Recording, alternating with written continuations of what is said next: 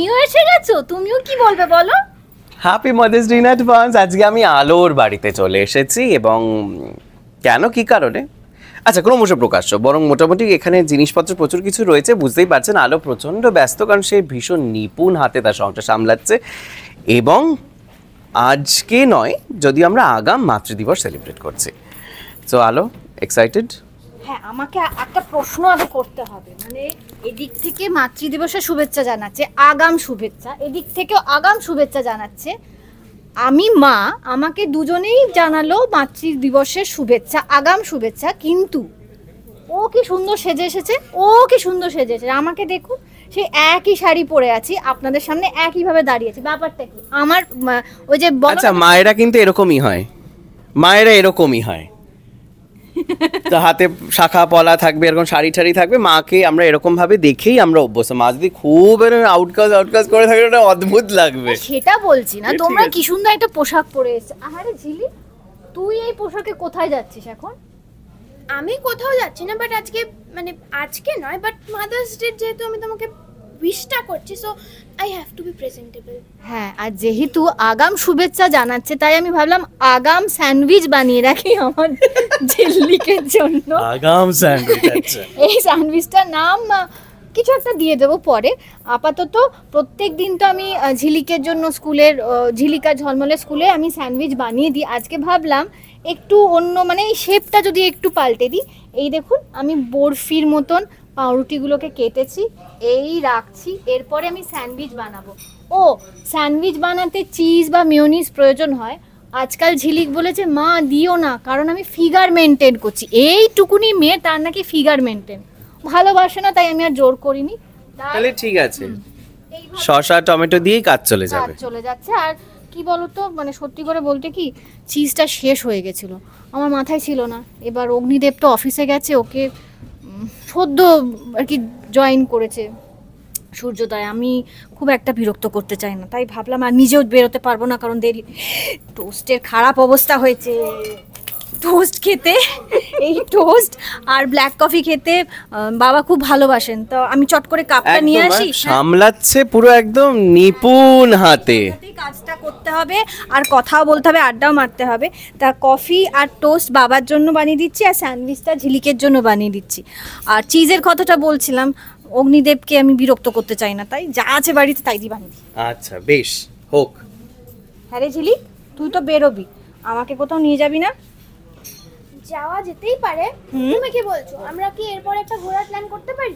একদম, আগে এটা হয়ে যাক, হওয়ার পরে একটা ঘোরার প্ল্যান আমরা করছি করে, এবং সেখানে কি ফুচকা খাবে, কারণ মা তো ফুচকা খেতে ভীষণ ভালোবাসে, আমি তাই জানি। তুমি কি করে জানলে? তুমি তো পুরো ম্যাজিশিয়ান, তুমি সব খবর রাখো। হ্যাঁ, ফুচকা কম্পিটিশন হবে নাকি? হবে, তবে আমি বলে দিতে পারি, এখনই বেট লাগাতে পারি যে আমি জিতবো। হোক হোক, এখনই বেট, কে যেতে ফুচকা খাওয়ার কম্পিটিশনে। চলো বেশ, তুমি তাহলে বাবার জন্য টোস্ট তোমার রেডি হয়ে গেছে, এবং এখানে কফিটাও পরে বানিয়ে দিচ্ছ। কফিটা পরে বানাচ্ছি। আপাতত আমরা খাবার ঘরটায় যাই, সেখানে ঝিলিককে নিজের হাতে খাইয়ে দিই। বেশ, আজকে খাওয়াতেই হবে। চলো। আমাদের এটা খাবার ঘর, একটু অগোছালো, আমরা সকাল থেকে কাজে ব্যস্ত ছিলাম, এই জায়গাটা গোছাবার সময় পাইনি। আমি মাঝেই বসি, হ্যাঁ, কারণ আজকে দুজনের সঙ্গে আমি জমিয়ে আড্ডা দেব, কারণ আমরা তো মাদার্স ডে স্পেশাল আড্ডা দিতে বসেছি। অগ্রিম, অফকোর্স অগ্রিম। তো আচ্ছা, একটুখানি তোমার মেয়ের টিফিন এগুলো কি ও খাবে না দেবে? খাবে, কিন্তু তার আগে তুমি বললে আড্ডা হবে, তাহলে আমি চট করে চা নিয়ে আসি। মানে বাঙালি বাড়িতে আড্ডা হচ্ছে, চা ছাড়া এটা হতে পারে না। একটা মিনিট সময় দাও। আচ্ছা, সেকেন্ড সময় দাও, আমি এক্ষুনি আসছি, ততক্ষণ তুমি ওর সাথে আড্ডা করো। আচ্ছা, একটুখানি বল তো, যে তোর কাছে মা কতটা ইম্পর্টেন্ট?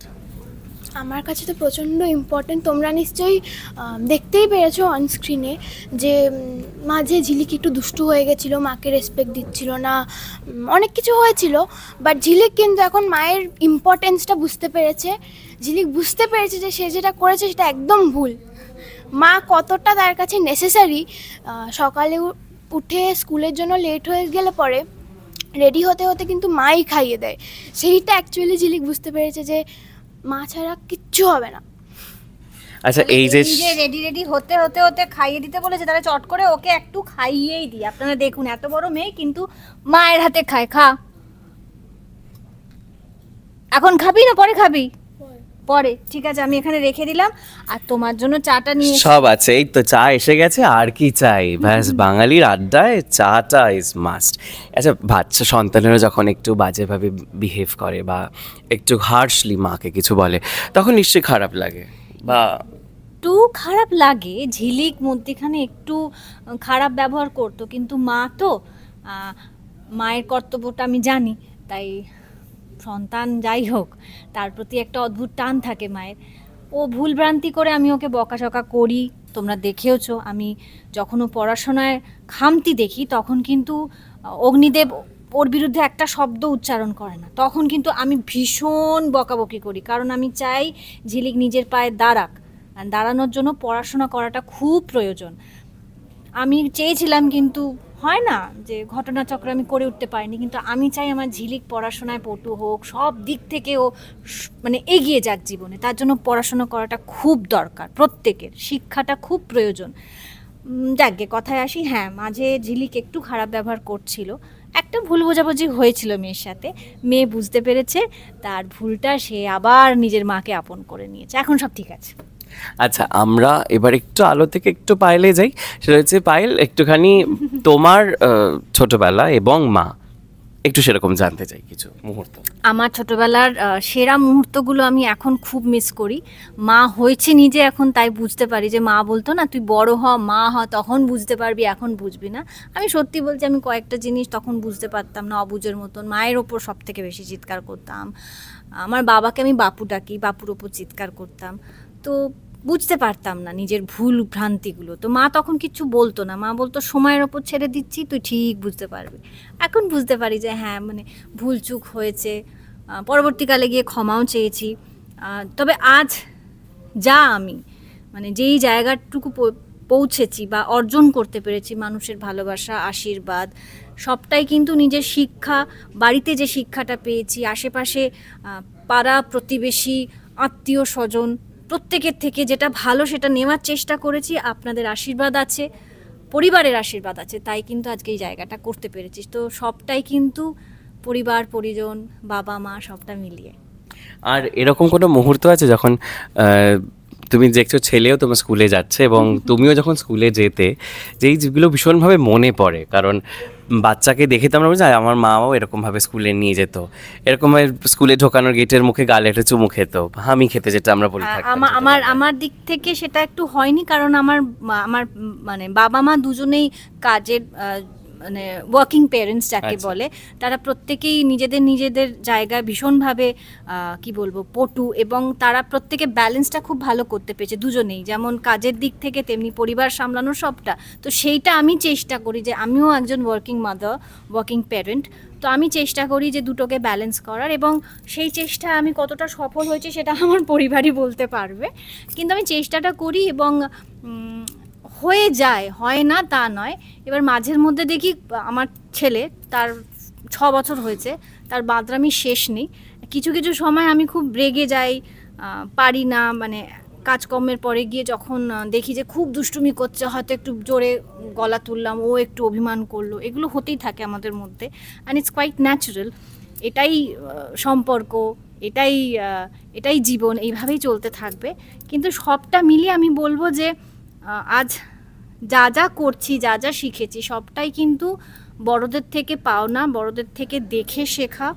আর মাতৃদিবসে বলবো যে আমার তো এটা অ্যাড অন হয়ে গেছে, মানে আগে তো কেউ মাতৃদিবস, হ্যাপি মাদার্স ডে কেউ বলতো না, হ্যাপি বার্থডে বলতো, happy friendship day, happy lovers day, valentine's day, কত কি।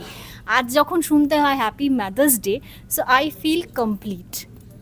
আর এই যে এখনকার দিনের মায়েদের এক্স্যাক্টলি তুমি কি কি বদল দেখো, যে যাদেরকে আমরা দেখেছি, মানে আমাদের মায়েদেরকে যেরকম দেখেছি, আর এখনকার জেনারেশনে যারা মায়েরা হচ্ছে, কোথাও নিশ্চয়ই কিছু একটা তো কিছু একটা থাকে বা কিছু, এটা তুমি বুঝতে পারবে, তুমি যেতে এই জেনারেশনে। আমি এই জেনারেশনের বলবো, আমার গাইনোকোলজিস্ট যিনি, তিনি আমাকে একটা জিনিস শিখিয়েছিলেন প্রথম থেকেই, যে পায়েল তুমি যদি ভালো থাকো তাহলে তোমার বেবিকে ভালো রাখতে পারবে। আমি কাজ প্রথম 7 মাস আমি কাজ করিনি, কিন্তু উনি আমাকে পুশ করেছেন, উনি পুশ না করলে হয়তো আমি কাজেও ফিরতে পারতাম না। সো ইটস ভেরি ইম্পর্ট্যান্ট যাতে ওয়ার্কিং প্যারেন্টের জন্য, এবার অনেক সময় হয় যে বাড়িতে বসে যারা গৃহবধূ তারা কিন্তু বাড়িতে থাকছেন, তারা বাড়ির কাজকর্ম করছেন, বাচ্চা সামলাচ্ছেন, সেটাও একটা যেমন ডিউটি। আমি বাইরে যাচ্ছি, বাইরে কাজকর্ম করছি, বাড়িতে আসছি, বাচ্চা সামলাচ্ছি, সংসার সামলাচ্ছি। সো আমি ব্যালেন্স করে নিচ্ছি, যারা বাড়ি থেকে কাজ করেন তারাও ব্যালেন্সটা করে নিচ্ছেন। But it is very important যে আমি মানুষ হিসেবে, আমি মা হিসেবে কি চাই, আমার ওপর যাতে কেউ চাপিয়ে না দেয় যে তুমি মা হয়েছো, তোমার এটা রেসপন্সিবিলিটি বাচ্চা সামলানো, আমি একা করব বা আমারও মানে কেউ বলে দেবে, এটাও কিন্তু ঠিক নয়। কেউ একজন মাকে শেখাতে পারে না যে তুমি এটা তোমার বাচ্চার জন্য করোনি বা তোমার এটা করা উচিত। যে মা যে জন্ম দিয়েছে সে জানে কীভাবে তার বাচ্চাকে সামলাতে হয় বা কি করা উচিত। হ্যাঁ, অনেক সময় আমরা অনেক ভুল ত্রুটি করে শিখি, কারণ ফার্স্ট টাইম মা যারা হয় তাদের প্রতিনিয়ত কিছু শিখতে। আজকে আমি 6 বছরের বাচ্চার থেকে শিখি আমার কিভাবে কথা বলা উচিত, ও আমাকে মাঝের মধ্যে শেখায়। আমি ওর সাথে গানের কম্পিটিশন করছি, চেস খেলছি, এগুলো তো আমি এ তো কখনো করিনি, আমাকে করতে হচ্ছে, আমি ওর কাছ থেকে শিখছি। তো এটা আমাদের এক ধরনের খেলা, কারণ আমি ওকে সময় দিতে পারি না। এবার অনেক সময় হয় মারা একটা গিল্ট ফিলিংয়ে ভোগেন, যারা ওয়ার্কিং প্যারেন্টস, স্পেশালি মারা, যে আমি আমার বাচ্চাকে সময় দিতে পারছি না, আমি অন্যায় করছি। সমাজ অনেক সময় সেটা মাথায় বসিয়ে দেয় যে তুমি অন্যায় করছো, তোমার নিজের বাচ্চাকে সময় দিচ্ছ না, তোমার তো বাচ্চাকে সময় দেওয়া উচিত। সেই মানুষগুলোকে বা সেই সমাজকে আমার বলতে হয় যে আমি জানি আমার কি করা উচিত। প্রথমত আমি অ্যান ইন্ডিপেন্ডেন্ট ওম্যান, একদম, তাই তো? তাহলে আমি আমার বাচ্চাকে কিভাবে বড় করবো সেটা আমার দায়িত্ব। আমি কাউকে দায়িত্ব দিয়ে যাচ্ছি না যে তুমি এসে বিকালবেলা আমার বাচ্চাটাকে সামলাও, তুমি এসে সকালবেলা আমি যখন থাকবো না তখন তুমি। আমি জানি আমার সংসারটা আমি কিভাবে চালাচ্ছি, আমার বাচ্চাকে কিভাবে বড় করব। Leave it on me, let me take a call. So আমি এইভাবে ভাবি। এবার হয়তো আমি ভুল ভাবছি বা ঠিক ভাবছি সেটা আমি জানি না, কিন্তু আমি আমার দিক থেকে খুব ক্লিয়ার যে আমি এইটা ভাবি। তুমি কি কোনো সময় এরকম ভাবো যে আমার ছেলে, আমি এরকমটা আমি স্বপ্ন দেখেছি, আমার ছেলে এটাই হবে, সে আমার ছেলে যেটাই ইচ্ছে করে না, না পুরোটাই ওর উপরে ছেড়ে দিয়েছো? আমি ভাবি যে মেরাক বড় হয়ে ওর যা মনে হবে ও তাই করবে। ও যদি একজন থিয়েটার কর্মী হয় ও হোক, ইঞ্জিনিয়ার হলে হোক। ও এখন বলে আমি পুলিশ অফিসার হব, আমি জানি না ও কী বোঝে পুলিশ অফিসারে, 6 বছর বয়স। তো গেম পার্লারে যখন যায় তখন পুলিশের জামা কাপড় পরে দাঁড়িয়ে থাকে, কখনো সেলারের। ওর যা ইচ্ছা হোক, আমি সর্বপ্রথম যেটা চাইবো যে একটা ভালো মানুষ হোক। পৃথিবীতে সেই সংখ্যাটা অনেক কমে যাচ্ছে দিন দিন, আমি চাই ও ভালো মানুষ হোক, তারপর ওর যা ইচ্ছা হয় ও তাই হোক। আচ্ছা, এবার একটু তোমার মেয়ের কাছে যাই। আচ্ছা, তো মা মারে? এখনো মার খাস মায়ের কাছে?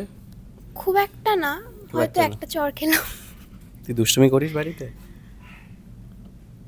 না, ওরকম না, আমি ওরকম দুষ্টুমি করি না। হয়তো একটু কিছু বললে হয়তো সেটা করলাম না, ওরকম করি, বাট দুষ্টুমিটা ঠিক করি না। আচ্ছা, এই পায়েল দি বলিস না? পায়েল আন্টি, পায়েল দিদি। আচ্ছা, তো সো কীরকম, মানে তোদের বন্ডিংটা কি একটু শুনি, তাদের অন স্ক্রিন, এবার সেটা বিটিএস মোমেন্টসগুলো একটুখানি শুনি। মজা করি, প্রচন্ড মজা করি। খাওয়া দাওয়াটা বল, তুই সবার জন্য ক্যান্ডি নিয়ে আস। ও একটা ব্যাগ আছে, গুডি ব্যাগ টাইপের, 2-3টে আছে। আমি বলেছি এবার ট্রলি নিয়ে আসবি, কেন আমাদের মন ভরছে না। প্রতিদিন ওই ব্যাগগুলো ভরে ভরে আমাদের জন্য ক্যান্ডি নিয়ে আসে এবং গোটা ইউনিট সেখান থেকে খায়। হাজমোলা থেকে শুরু করে অনেক ব্র্যান্ডস থাকে, সেগুলোর নাম নিতে পারবো না। প্রচুর মানে প্রচুর প্রচুর প্রচুর জিনিস থাকে আমাদের জন্য। হ্যাঁ, তো তাহলে বেশ খাওয়া দাওয়ার মধ্যেই থাকা হয়, এবং তোকে এখানেও সবাই খুব প্যাম্পার করে, রাইট? আমি অলওয়েজ খুব প্যাম্পার থাকতে পছন্দ করি। ওই জন্য আমি দেখিও আমার ভাগ্যে যত জায়গা পড়ে সেখানে সেখানে প্রত্যেকে আমাকে এরকম প্যাম্পারই করে। আর পায়েল দিদি বা প্রত্যেকে এখানকার কিছু শিখিয়ে দেওয়া, কিছু ভুল করলে পরে সেটা বুঝিয়ে দেওয়া, সেগুলো নিয়ে খুব মজা করছি। বেশ, খুব বেশিক্ষণ আর আটকানো যাবে না, এবার শুটে ফিরতেই হবে। কিন্তু যেতে যেতে যেটা একটা কোনো গান দিকে যে আমরা শেষ করতে পারি। পায়েল, আমি গান, তুমি ওই যে মিরাককে যেটা শোনা ওরকম ভাবেই চলে যাবে, মিষ্টি করে যাবে। মেরাক তো বুঝবে না আমি যে ভুলভাল গানটা গাই। ঠিক আছে, চলে যাবে, ও তো তোমার সন্তানেরই মতো। চলো, বাকি যারা আছেন টিভির ওপারে, ঠিক তারা কি আছে, করবে? মানিয়ে গুছিয়ে পর্দার নেবেন তো ওপারে? আপনারা সকলে? আচ্ছা, দেখছি, ভাবছি, চেষ্টা করছি। তো চাইছো বলতে, কোন সে আলোর স্বপ্ন নিয়ে যেন আমায় কে ডাকে, আয় চলে আয়। কোন সে আলোর স্বপ্ন নিয়ে যেন আমায় কে ডাকে, আয় চলে আয়। কোন পাখি তার দুঃসাহসের ডানা মেলে, যায় হারিয়ে অন্ধকারের আধার বনে। তারপর ভুলে গেছি। ব্যাস ঠিক আছে, আমাদের এতেই আমরা খুশি। আর কতদিন পরে এই গানটা শুনলাম, এটা বোধহয় আমার তোমার ছোটবেলার ভীষণ ভাবে এখানে পুরোনো গান, আমার পুরোনো গান শুনতে বেশি ভালো লাগে, নতুন গানও ভালো লাগে তা নয়, কিন্তু ছেলেকে শোনাও এরকম ধরনের গান। হ্যাঁ ও শুনতে ভালোবাসে, বেসুরো গাই মাঝে মাঝে, ও হাঁ করে শোনে, এম এম করে এবার শোনে। বেশ, ওয়ালের যারা দর্শকরা রয়েছে, একটু যদি তোমরা কেউ কিছু শেয়ার করো যে আগামীতে কি আসতে চলেছে এই ধারাবাহিকে। বলের দর্শকরা সবসময় আমাদের পাশে আছে, আমরা এটা জানি, কারণ যখন আর্টিকেলসগুলো বেরোয় বা ও অত সুন্দর করে আমাদের সাথে ইন্টারভিউ করে, সবটাই আমরা দেখি, নজর রাখি, সবটাই বুঝি যে ভালো হতে চলেছে। এবার বলবো যে প্রত্যেকজনকে, যারা আমাদের সিরিয়ালটা দেখছো তারা প্রতিদিন দেখো সান বাংলার পর্দায় রাত 8:30 কোন সে আলো স্বপ্ন নিয়ে, আর ওয়ালে চোখ রাখো, কারণ সেখানে সাংঘাতিক নিউজ, এবং ওরা অদ্ভুতভাবে কার বাড়িতে কি হচ্ছে এবং কার জীবনে কি ঘটছে, সেটা এন্টারটেইনমেন্ট ইন্ডাস্ট্রি হোক বা বাকি আনুষঙ্গিক জিনিস হোক, সব কিন্তু ওরা চোখ রাখে, মানে ওদের চোখ কেউ এড়াতে পারে না, বিশ্বাস করো। আর এরকম ভাবেই আমাদের চলতে থাক, আর এরকম নানান এন্টারটেনমেন্ট রেগুলার ডোজ যদি মিস না করতে চান, তাহলে অবশ্যই চোখ থাক দি ওয়ার্ল্ড নিউজে, কারণ খবর এখন এখানে। ক্যামেরায় রণর সঙ্গে Arunabha, the world news, Kolkata.